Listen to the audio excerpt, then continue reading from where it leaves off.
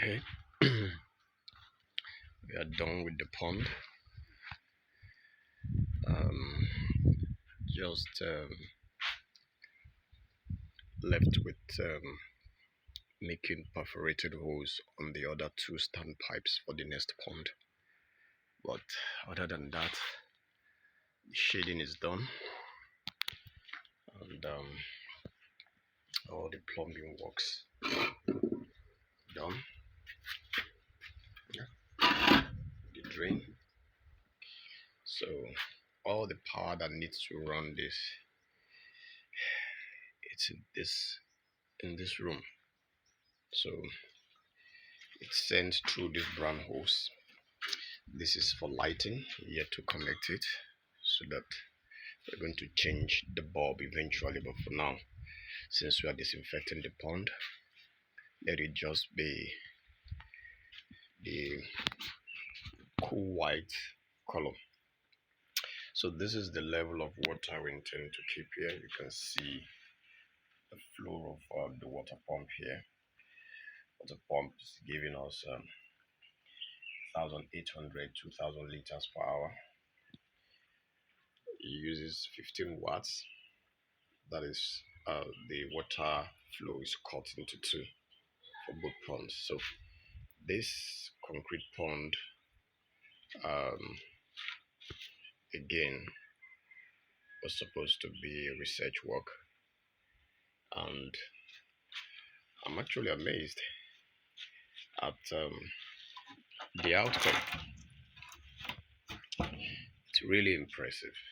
The outcome is watertight.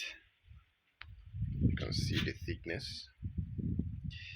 It's about 32 millimeter thickness. This is it, and I didn't know it was going to turn out to be this way, like this beautiful, simple. It's a DIY. It's actually a two-man job.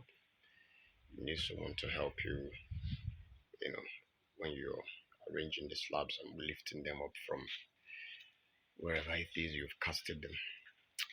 So I'm going to take my time to calculate the cost from my notes. So this is it, guys. These are the filters. You can see total capacity of this pond is 1,300 liters each. So you see the water flow.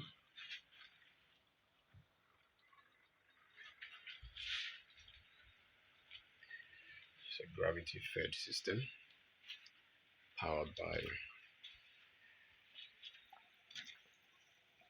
an airlift. The trick here is just the plumbing to get this airlift to work.